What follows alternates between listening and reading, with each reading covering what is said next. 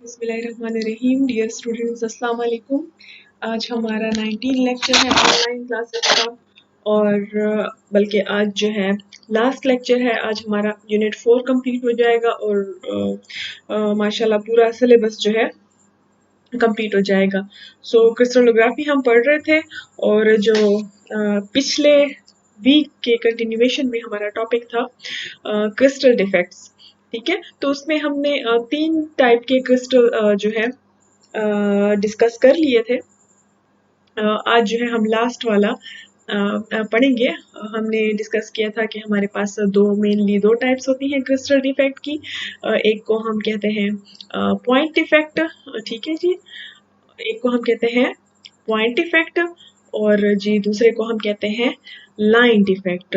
तो point defect का फिर मैंने आपको फर्दर बताया था कि पॉइंट डिफेक्ट की जो है वो 3 टाइप्स होती हैं। स्टिक्योमेट्रिक डिफेक्ट जो कि हमने लास्ट टाइम बड़े डिटेल से डिस्कस किए थे। इसके अलावा हमने जो है अब हम आज जो हम पढ़ेंगे वो है नॉन स्टिक्योमेट्रिक डिफेक्ट। ठीक है, इसके अलावा जो थर्ड टाइप थी हमारे पास इम्प्योरिटी डिफेक्ट, वो भी हमने पिछले वीक ही डिस्कस कर ली थी। चलें जी, सो अब हम नॉन स्टिक्योमेट्रिक डिफेक्ट्स को भी डिस्कस करेंगे, और इसके साथ साथ नॉन स्टिक्योमेट्रिक कंपाउंड्स को भी जो है डिस्कस करेंगे कि आखिरकार ये नॉन स्टिक्योमेट्रिक कंपाउंड्स क्या होते हैं, क्योंकि इन्हीं के डिफेक्ट्स को हम डिटेल से स्टडी करेंगे।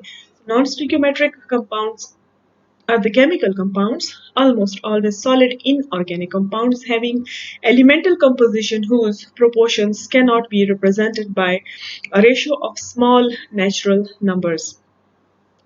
तो नॉन स्टिक्योमेट्रिक कंपाउंड्स कौन से होते हैं? जैसे कि स्टिक्योमेट्रिक का हमें पता है कि एक बैलेंस केमिकल इक्वेशन, यानी कि या तो आप होल नंबर से उनको रिप्रेजेंट कर सके, या एक बैलेंस हमारे पास जब रेशो आती है ठीक है, एक होल नंबर रेशो, सो उनको हम स्टिक्योमेट्रिक कहते हैं। लेकिन नॉन स्टिक्योमेट्रिक कौन से होते हैं? ये वो कंपाउंड होते हैं जिनकी रेशो को आप स्मॉल नेचुरल नंबर से रिप्रेजेंट नहीं कर सकते, यानी कि इनमें एज सच कोई रेशो नहीं होती है। जैसे कि आपको कार्बोहाइड्रेट्स के बारे में अच्छी तरह पता है कि कार्बोहाइड्रेट्स की क्या रेशो होती है। मोस्टली जो हमारे पास मुख्तलिफ तरह के कार्बोहाइड्रेट्स हैं, इसमें हमारे पास ये बड़ी फेमस इसकी एग्जांपल है कि ये रेशो हमारे पास होती है, ठीक है, एन नंबर में। जो है CN का नंबर होता है, और वाटर जो है हमारे पास इस रेशो में होता है कि 2:1।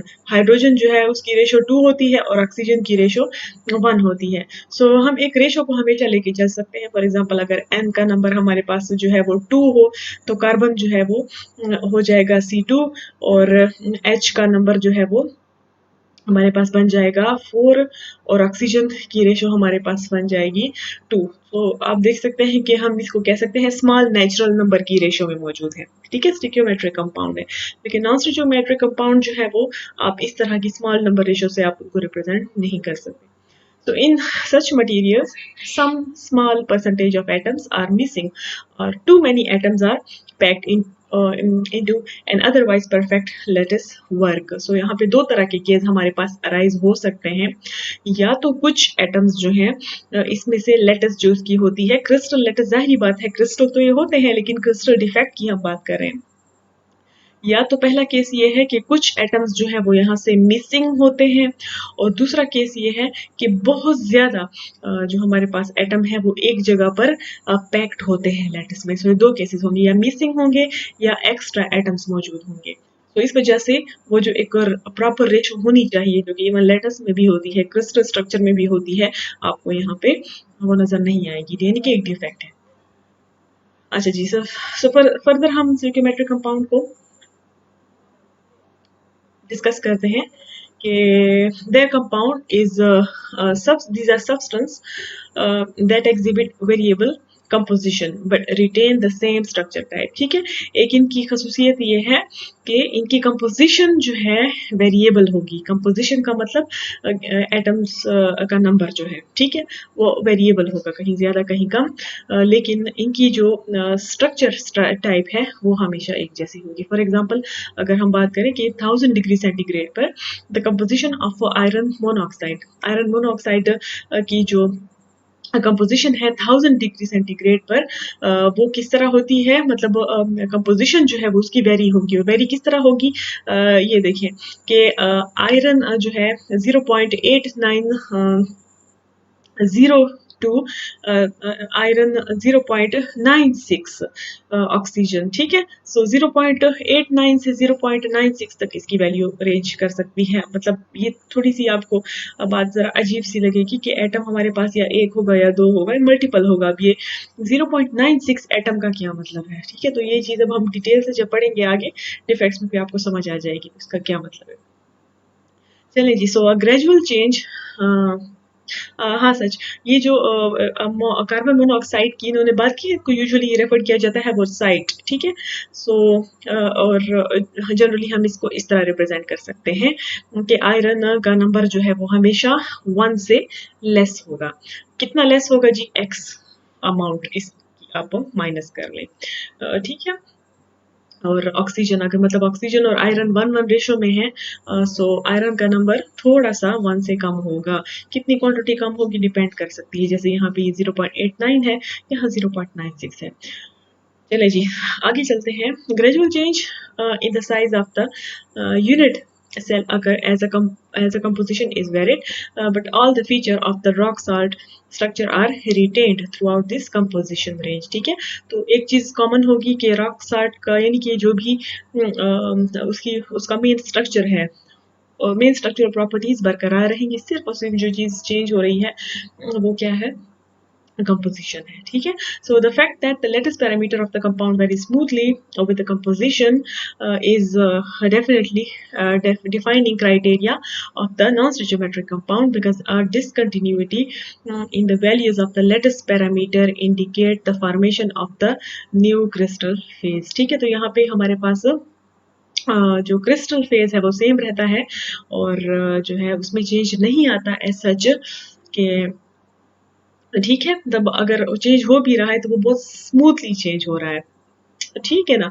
सो moreover the thermodynamic properties of the non stoichiometric compound also vary continuously as the composition changes, ठीक। सो थर्मोडायनेमिक प्रॉपर्टीज भी, जैसे वहां हमने बात की है कि ग्रेजुअली चेंज है, अब्रप्ट चेंज नहीं है बल्कि ग्रेजुअल है, जैसे ऊपर हम बात कर रहे थे कि जैसे जैसे उनकी कंपोजिशन तो चेंज होगी, जैसे यहाँ हमने बात की कि 1000 डिग्री सेंटीग्रेड पे कंपोजिशन में फर्क है, तो यहाँ पे भी वही चीज है कि thermodynamic properties भी change होंगी composition की। For example, as the partial pressure of oxygen above a metal oxide is varied, both the lattice parameter and the equilibrium composition of the oxide changes continuously, ठीक है। तो जैसे हमने ऊपर बात की थी कि लेटेस्ट पैरामीटर भी चेंज होते हैं लेकिन ग्रेजुअल चेंज होता है, ठीक है। वो आप ग्राफ आगे है उससे आप देख लेंगे, जैसे जैसे हम उसकी क्या कहते हैं कंपोजिशन को चेंज करेंगे। और ये सारा आप किस तरह ऑब्जर्व करेंगे कि हमने एक नेक्स्ट ग्राफ है जिसमें कि पार्शियल प्रेशर को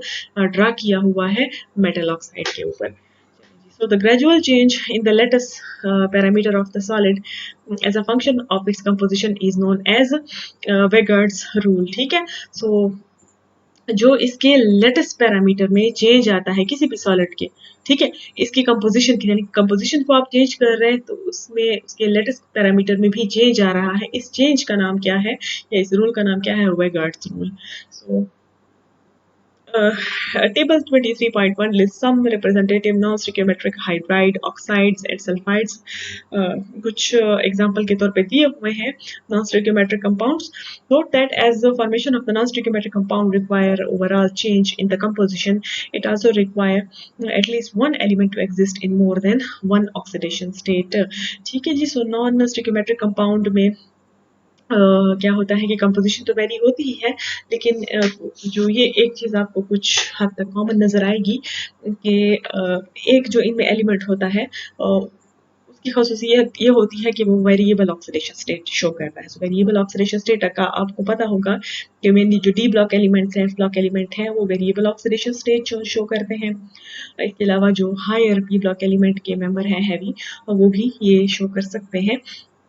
सो मोस्टली आपको ये फिनोमेना जो है वो उन कंपाउंड्स में नज़र आएगा, जैसे कि और जो हमने कार्बन सॉरी आयरन मोनोऑक्साइड की बात की थी या वो साइड की बात की थी, ठीक है जी। सो जैसे ही as x increases some iron in +2 oxidation state must be oxidise to iron +3, ठीक है।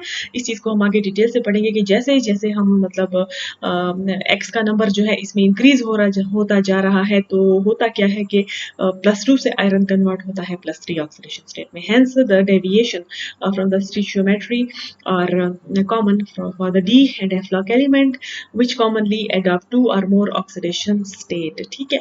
तो जाहिर बात है कि जब वो वेरिएबल ऑक्सीडेशन स्टेट शो करेंगे तभी तो वो एक से दूसरी में चेंज होंगे और आपको जो है नॉन स्टिचियोमेट्रिक कंपाउंड के फॉर्म में नजर आएंगे, ठीक है जी। चलिए आगे चलते हैं। यहाँ पे जिस ग्राफ का मैं आपको जिक्र कर रही थी, ये वो ग्राफ है। इसमें दो तरह की लाइंस आपको नजर आएंगी। एक जो है इसको मैं रेड कलर से हाईलाइट कर लेती हूँ। ये लाइन जो है रेड कलर की लाइन, ये हमारी जो क्या कहते हैं नॉन स्टिकियोमेट्रिक कंपाउंड्स हैं, ठीक है जी, उनको रिप्रेजेंट कर रहे हैं। तो यहाँ पे ग्राफ जो है एक्स एक्सिस पे एक्स जो है वो नंबर ऑफ एटम्स को शो कर रहा है कि एटम्स किस तरह वेरी करते हैं या नहीं करते, और जो वाई एक्सिस पे हमने ग्राफ प्लॉट किया है वो है जी पार्शियल प्रेशर पे। जैसे पीछे हमने जिक्र किया था कि जैसे जैसे पार्शियल प्रेशर जो है वो चेंज होता जा रहा है, तो आप ज़रा देखें ये वाला ग्राफ जो मैंने आपको बताया है लाइन, ये है नॉन स्टिचियोमेट्रिक कंपाउंड्स के लिए, ठीक है। तो जैसे जैसे हम चेंज करते जा रहे हैं पार्शियल प्रेशर को, तो साथ साथ देखें कंपोजिशन भी एक्स एक्सिस पे एटम्स की चेंज होती जा रही है। तो यही फिनोमेना हमने ऑब्जर्व किया है। जैसे कि आयरन मोनोऑक्साइड की बात की थी कि कहीं पे ये 0.98 है, तो कहीं पे ये जो है वो 0.89, मतलब कुछ मुख्तलिफ रेशो में ये आपको मिलेगा, ठीक है जी। तो अब अगर आपको इसको हमने रिप्रेजेंट किया हुआ है ए से नॉन स्टिकियोमेट्रिक कंपाउंड के लिए। अच्छा, दूसरी लाइन है जिसको मैं ब्लू कलर से रिप्रेजेंट करूंगी। ये लाइन जो है अब इसको दो हिस्सों में डिवाइड किया गया है, क्योंकि स्टिकियोमेट्रिक कंपाउंड जो हमने पढ़े थे सॉलिड्स, उसमें हमने मेनली दो टाइप्स पढ़ी थी, जो है मतलब अगर हम ऑक्साइड्स की बात करें तो हमने तो MX और MX2 पढ़ा था, लेकिन हम इसको ऑक्साइड पे भी अप्लाई कर सकते हैं। एक हमारे पास MO है और एक हमारे पास MO+2 है, तो आप कह सकते हैं कि एक MO को और एक MO+2 को रिप्रेजेंट करें। अब यहाँ पे आप देखें जैसे जैसे जो है हम क्या कहते हैं हमारे पास पार्शियल प्रेशर जो है वो चेंज हो रहा है, सो जो कंपोजिशन है वो कांस्टेंट रहती है, उस पर इफेक्ट नहीं होता है, ठीक है। सो ये ग्राफ डिस्कस हो गया है। आगे चलते हैं। चले जी, ये कुछ स्टिकियोमेट्रिक नॉन स्टिकियोमेट्रिक कंपाउंड्स हैं। इनके बाइनरी हाइड्राइड हैं, ऑक्साइड्स हैं और सल्फाइड्स हैं। एग्जांपल यहाँ से आप देख सकते हैं, मुख्तलिफ हैं, जैसे कि टाइटेनियम के हाइड्राइड हैं और जर्कोनियम वगैरह वगैरह के देख लें, जिनमें इनमें से जो इजी आपको याद हो सकते हैं एग्जाम के पॉइंट ऑफ व्यू से याद कर लें, सारा याद करने की ज़रूरत नहीं है। चलिए जी, तो ये हो गए हैं। जैसे ये लास्ट वाला आप देख लें, मतलब सारे ही इस तरह हैं। आपको ये पॉइंट का क्या मतलब है कि ये जो है डेसिमल पॉइंट, लेकिन नॉर्मल रेशो आपको नज़र नहीं आएगी, बल्कि फ्रैक्शन में ये होंगे। आगे चलते हैं। अब आते हैं मेनली अपने डिफेक्ट्स की तरफ। ये हमने नॉन स्टिकियोमेट्रिक को सॉलिड्स को डिस्कस किया है, अब इनमें जो डिफेक्ट्स होंगे उनको डिस्कस करते हैं। सो any deviation from the stoichiometry is in a predominantly ionic solids implies that one of the two elements present in it should be in excess of what is needed for the stoichiometry, ठीक है। तो यहाँ पे जो opposite होता है स्टिकियोमेट्रिक के मुकाबले में, स्टिकियोमेट्रिक में आपके पास एक ख़ास रेशो होगी, ठीक है, होल नंबर में आपको हमेशा नज़र आएंगे, जबकि यहाँ पे या तो उससे कम या तो उससे ज़्यादा, जैसे कि हम पीछे डिस्कस कर चुके हैं। फॉर एग्जांपल ये ऑक्साइड्स की बात की है कि MO 1-X जैसे कि हमने पीछे आयरन वाले केस में डिस्कस किया था, उससे मिलती जुलती है, लेकिन जाहिर बात है मुख्तलिफ इसके टाइप्स हो सकती हैं। सो एक्सेस ऑफ M यहाँ पे क्या इंडिकेट कर रहा है, मेटल, ठीक है।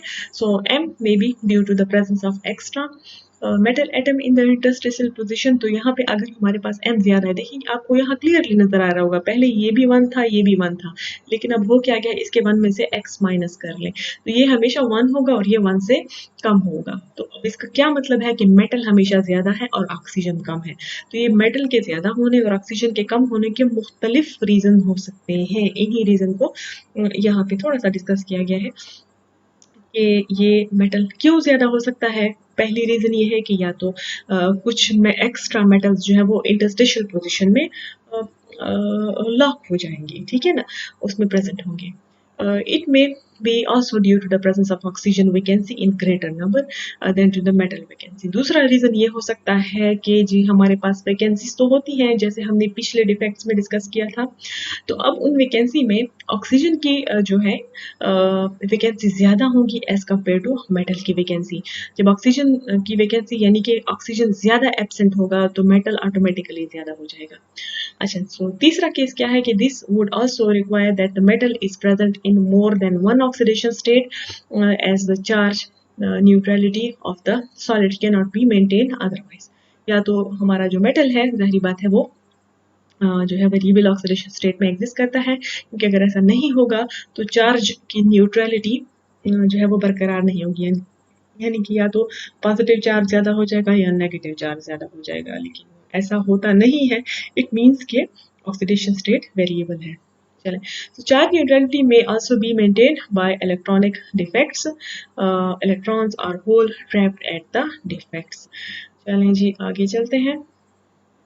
अब ज़रा इन पे नज़र डालते हैं कि नॉन स्टिकियोमेट्रिक डिफेक्ट्स हमारे पास कितने टाइप्स के होते हैं। सो मेनली 2 टाइप्स के होते हैं, एक है मेटल एक्सेस डिफेक्ट, ठीक है, दूसरा है मेटल डेफिशिएंसी डिफेक्ट। सिंपली इसका मतलब ये है कि एक डिफेक्ट में हमारे पास मेटल ज़्यादा क्वांटिटी में मौजूद है और एक डिफेक्ट में हमारे पास मेटल कम क्वांटिटी में मौजूद है, उसकी डेफिशिएंसी है। अब जो ज़्यादा क्वांटिटी में मौजूद है, एक्सेस में, उसकी फर्दर 2 टाइप्स हैं या 2 रीजंस की वजह से हो सकता है। पहली रीजन या पहली टाइप क्या है कि एक्स्ट्रा केटाइन। एक्स्ट्रा केटाइन का क्या मतलब है कि हमारे पास केटाइन ज़्यादा है, यानी कि मेटल आयंस जो है वो ज़्यादा है, ठीक है, सिर्फ इस रीजन की वजह से। पहले दोनों बराबर हैं लेकिन फिर मेटल आयन ज़्यादा हो गए हैं।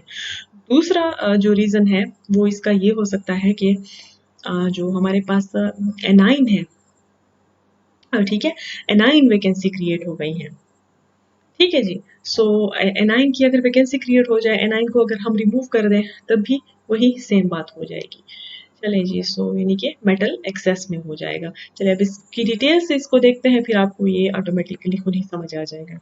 सो पहली हम टाइप डिस्कस कर रहे थे स्टिचोमेट्रिक डिफेक्ट में, हमारे पास मेटल एक्सेस डिफेक्ट पहली टाइप, और उसमें भी हमारे पास जो रीज़न है वो पहला हम रीज़न कहेंगे कि एनाइनिक वैकेंसी की वजह से हमारा मेटल एक्सेस में होंगे, क्योंकि एक हमारे पास होंगे एनाइन और एक होंगे केटाइन। अगर एनाइन की वैकेंसी क्रिएट हो जाए तो केटाइन खुद ब खुद जो है वो एक्सेस में हो जाएगा। तो ये केस डिस्कस करते हैं। फॉर एग्जांपल अगर हम कंसीडर करें, हमारे पास जो है वो सोडियम क्लोराइड की मिसाल है, तो हम क्या कहेंगे जी कि ये हमारे पास क्लोराइड है, ये पॉजिटिव सोडियम है, क्लोराइड सोडियम थ्रू आउट आपको यही चीज़ नजर आएगी। अच्छा, अब हम क्या करते हैं, सिनेरियो हमारे पास ये है कि हम सोडियम वेपर्स जो है, मतलब ये जो हमारे पास क्रिस्टल है सोडियम क्लोराइड का, इसमें से सोडियम के को हीट करके, मतलब वेपराइज सोडियम इसमें से पास करते हैं। तो वेपोराइज सोडियम किस तरह होगा, वो ऑलरेडी अपने एटॉमिक स्टेट में होगा। तो जैसे जैसे वो इससे पास होता जाएगा, होगा क्या कि मतलब हम इस तरह कह सकते हैं, यानी कि हमारे पास 2 केसेस हो सकते हैं। चलिए मैं इसको सिंप्लीफाई करके ये कहूँगी कि जैसे हम इस पे सोडियम वेपर पास करेंगे, तो पास होने के दौरान इसमें फॉर एग्जांपल यहाँ पे क्या था, हमारे पास एनाइन मौजूद था पहले हमारे पास यहाँ पे, ठीक है। सो अब एनाइन क्या करेगा, एनाइन जो है वो इस सोडियम के साथ यहाँ से निकल जाएगा, ठीक है। ये बाहर वाला एक्सटर्नल सोडियम था, ठीक है, ये यहाँ से एक क्लोराइड को लेकर निकल जाएगा। क्लोराइड की वैकेंसी क्रिएट हो गई है, ठीक है, क्लोराइड की तो वैकेंसी क्रिएट हो गई है, लेकिन अब क्लोराइड इस सोडियम के साथ ऐसे तो नहीं जा सकता, कैसे जाएगा, वो तो अपनी एटॉमिक फॉर्म में है। तो इसका मतलब है कि सोडियम जो है अपना एक इलेक्ट्रॉन लॉस करके जाएगा, ठीक है, ये सोडियम जो आ रहा था वेपोराइज फॉर्म में अपना इलेक्ट्रॉन इस वैकेंसी को दे के जाएगा और यहाँ पे जो क्लोराइड मौजूद था वो इस सोडियम के साथ चला गया। चले ये तो बैलेंस हो गया, ये तो बात हमारे पास खत्म हो गई, निकल गया यहाँ से सरफेस पे या जहाँ पे भी चला गया। लेकिन पीछे हमारे पास एक वैकेंसी रह गई है। फर्ज करें पहले हम कहते थे कि हमारे पास जो है वो 10 हमारे पास सोडियम थे और 10 हमारे पास क्लोराइड थे, ठीक है। लेकिन अब क्या हुआ कि अब एक क्लोराइड जो है वो तो निकल गया। अब हमारे पास कितने क्लोराइड रह गए हैं? 9 क्लोराइड रह गए हैं। तो हम सिंपली कह सकते हैं बड़ी आसानी के साथ कि सोडियम हमारे पास एक्सेस में है, यानी कि मेटल हमारे पास एक्सेस में है। ठीक है, जैसे कि हम ये टाइप डिस्कस करें कि मेटल एक्सेस डिफेक्ट, और ये मेटल एक्सेस डिफेक्ट किस वजह से है कि यहाँ पे हमारे पास एनाइन की वैकेंसी क्रिएट हो गई है। लेकिन नोट करने की बात ये है कि एनाइन की वैकेंसी तो क्रिएट हुई है, लेकिन ओवरऑल जो हमारे पास ये क्रिस्टल लेटिस है वो न्यूट्रल है, क्योंकि जितना नेगेटिव चार्ज है उतना ही पॉजिटिव चार्ज है। यहाँ से एनाइन अगर गया था नेगेटिव चार्ज तो उसको बैलेंस करने के लिए एक इलेक्ट्रॉन जो है सोडियम का वो पीछे छोड़ के चला गया है। तो हमारे पास ओवरऑल ये न्यूट्रल है। चले अब यहाँ पे जो होल या वैकेंसी क्रिएट हुई है, ठीक है, इसको हम एक नाम देते हैं। इसको कहा जाता है ये जी जर्मन वर्ड है फर्बेंजेंट्स, ठीक है। इसका मतलब है कि कलर सेंटर। अभी कलर सेंटर क्यों कहते हैं, इसकी रीज़न ये है कि जैसे मतलब सोडियम मेटल है, सोडियम क्लोराइड है, तो सोडियम क्लोराइड को आप जैसे ही हीट अप करते हैं तो कभी आप ये नोट करें, आप इसको हीट अप करेंगे तो उसका कलर हो जाता है येलो। तो येलो क्यों होता है? वो इस वजह से होता है कि हमारे पास मुख्तलिफ साइड्स में, तो एक साइड मैंने आपको बताया, मुख्तलिफ साइड्स में जो है वो एनाइनिक वैकेंसी क्रिएट हो जाती है। वो सारी एनाइनिक वैकेंसीज में होता क्या है कि वहाँ पे इलेक्ट्रॉन मौजूद होता है। सो इलेक्ट्रॉन जो है ठीक है, आपको मालूम है कि जब वो एनर्जी ऑब्जर्व करता है तो हाई एनर्जी स्टेट में चला जाता है, लेकिन उस स्टेट में वो रहता नहीं है, एक्साइटेड स्टेट है, तो एनर्जी को दोबारा से रीएमिट करता है। तो रीएमिट करता है मतलब एनर्जी को, वो जो रेंज होती है वो आपको नज़र आती है विजिबल रीजन में। ठीक है, विजिबल रीजन में नजर आती है, इस वजह से वो कंपाउंड आपको कलर्ड, यानी कि सोडियम क्लोराइड वैसे व्हाइट है, लेकिन जब आप इसको हीट अप करते हैं सोडियम के वेपर्स में या वैसे ही, सो उसका कलर जो है वो चेंज हो जाता है येलो में। तो जितने ज्यादा ये पेरबेन सेंटर मौजूद होंगे उतना ही ज्यादा इंटेंस कलर आपको नजर आएगा। So the anionic sites occupied by the unpaired electron are called the F centre. ठीक है, तो इसको हम एफ सेंटर कहते हैं। चलिए जी, जैसे मैंने आपको ऊपर एक्सप्लेन किया था, फरबेंस इसको कहते हैं और फरबेंजेंट्स भी इसको कहते हैं। इसका मतलब है कलर सेंटर। सो जितना ज्यादा एफ नंबर होगा, यानी कि एफ सेंटर जितना ज्यादा होगा उतना ही इंटेंसिटी ऑफ कलर ज्यादा होगी। ठीक है, सो यहाँ पे सारी वही बात लिखी हुई है जो मैंने आपको एक्सप्लेन की है। In this case the negative ion may be missing from the lattice site, leaving hole in which the electron remain entrapped to maintain the electric neutrality. ठीक है, एनाइन मिसिंग है, लेकिन उसको न्यूट्रल करने के लिए एक इलेक्ट्रॉन वहाँ एंट्रैप हो जाएगा। और ये होता कब है? In alkali metal halide the anion vacancies are produced when the alkali metal halide crystal are heated in the atmosphere of the alkali metal.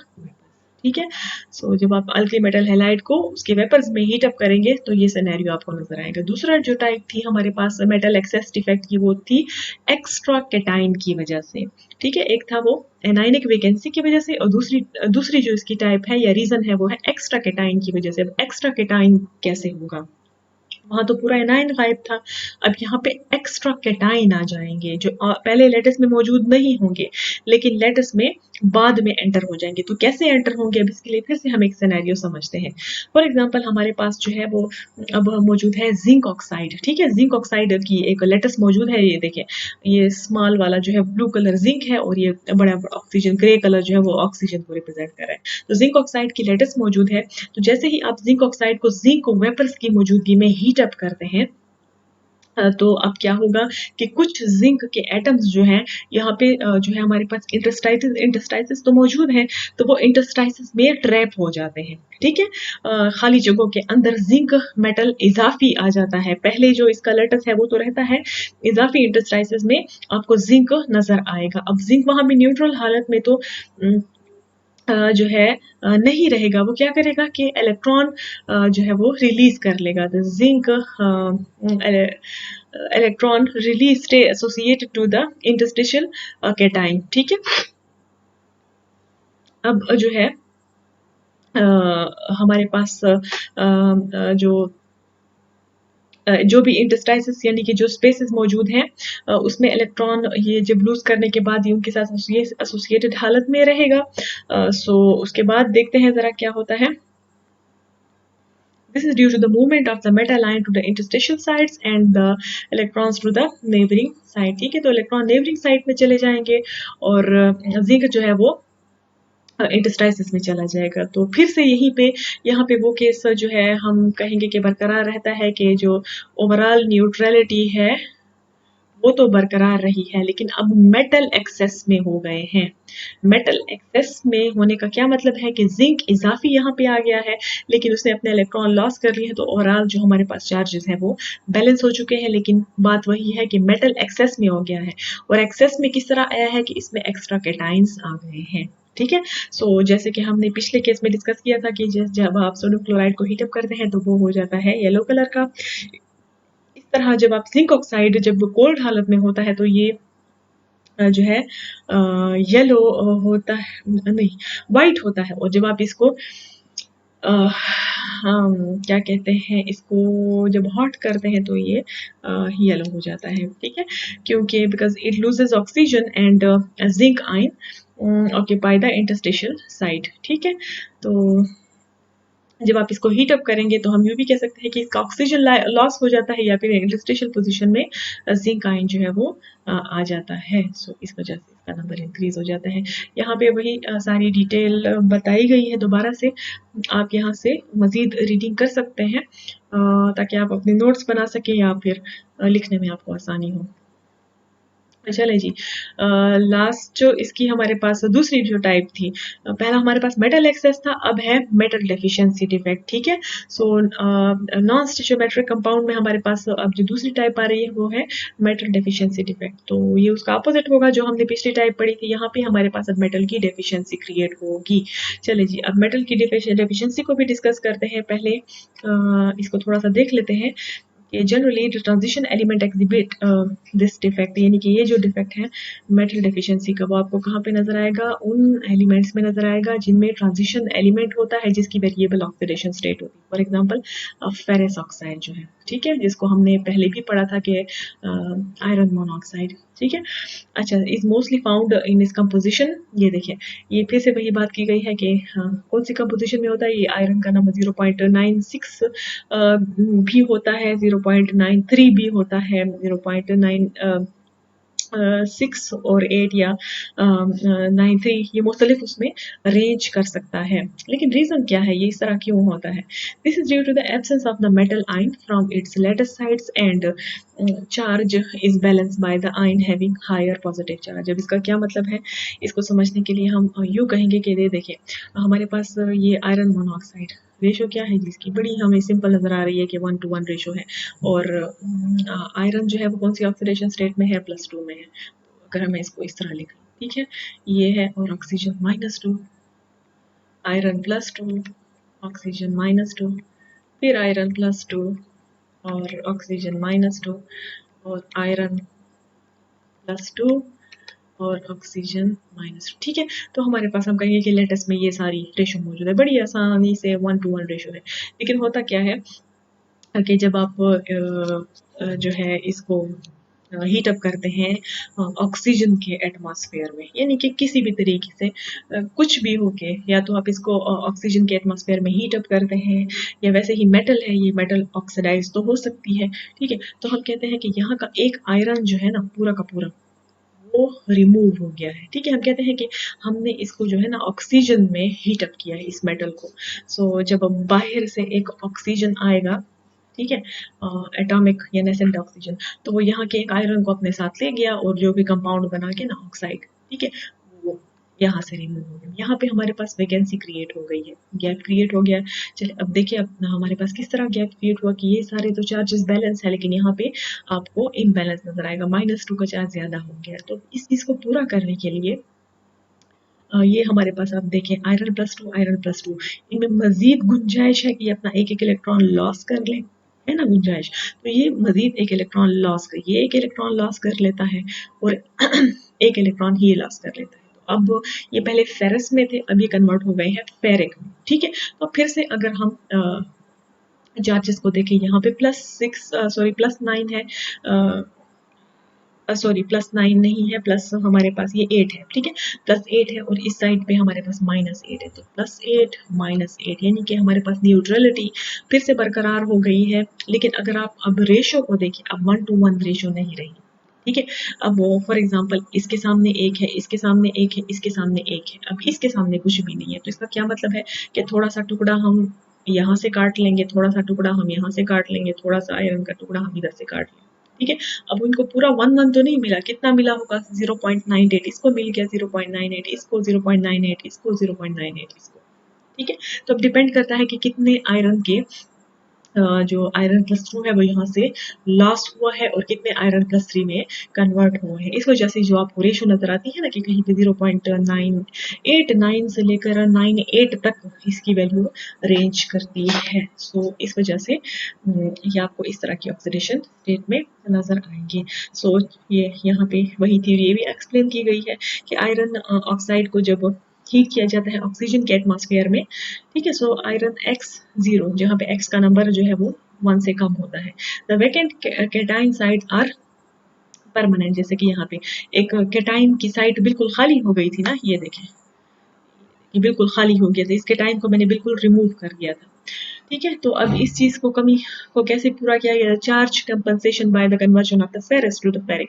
तो फेरस को हमने फेरिक में कन्वर्ट कर दिया, इस तरह इलेक्ट्रॉन न्यूट्रल हो गए, इस तरह कमी पूरी हो गई। For every vacancy 2 ferrous ions are converted to the ferric ion provided the 2 electrons required by the excess oxygen, ठीक है? तो जैसे-जैसे मतलब एक अगर वैकेंसी हम क्रिएट करते हैं आयरन की, तो इसके लिए 2 फेरस आयन जो है वो फेरिक में कन्वर्ट होंगे, क्योंकि दोनों एक-एक इलेक्ट्रॉन लॉस करेंगे तो ऑक्सीजन जो हमारे पास अब एक्स्ट्रा बचा है उसका -2 चार्ज जो है वो माइनस हो जाएगा। यहाँ पे आप देख भी सकते हैं, अच्छी सी डायग्राम यहाँ पे दी गई है जो कि रिप्रेजेंटेशन कर रही है। चलिए जी, सो कैटायन वैकेंसी को की थ्योरी को यहाँ पे सारी वही बात एक्सप्लेन की गई है। मेरे ख्याल से आप बोर हो जाएंगे कि अगर मैं ऐसे यहाँ से रीडिंग करके आपको बताऊँ, क्योंकि सारी वही बात लिखी गई है जो मैं आपको एक्सप्लेन करके बता चुकी हूँ। तो ये आपके लिए मैंने स्लाइड इसलिए इंक्लूड की थी कि आप नोट्स अगर बनाना चाहें या थ्योरी लिखना चाहें, सो उसमें कट करके अपनी आसानी और फिजिबिलिटी के मुताबिक इसको शॉर्ट करके लिख सकें। चलिए जी, ये टॉपिक जो है वो यहीं पे कंप्लीट होता है और इसके साथ हमारा सिलेबस भी कंप्लीट होता है। मेरी तरफ से आप सबको बहुत मुबारकबाद हो कि आप सबने माशाल्लाह बहुत अच्छी पार्टिसिपेशन की है और अल्हम्दुलिल्लाह हमने अपना कोर्स जो है वो टाइम पे ख़त्म कर लिया है और अब आप टेस्ट की तैयारी करें और एग्ज़ाम की अच्छी तरह तैयारी करें, ताकि जितनी हमने मेहनत की है ऑनलाइन क्लासेस को करने में और आपने लेने में, उसका हमें अच्छा फ्रूट मिले। चलें जी, मेरी तरफ से अल्लाह हाफ़िज़। फिर इंशाल्लाह मुलाकात होगी आपसे दूसरे सिलसिले में। अल्लाह हाफ़िज़ जी।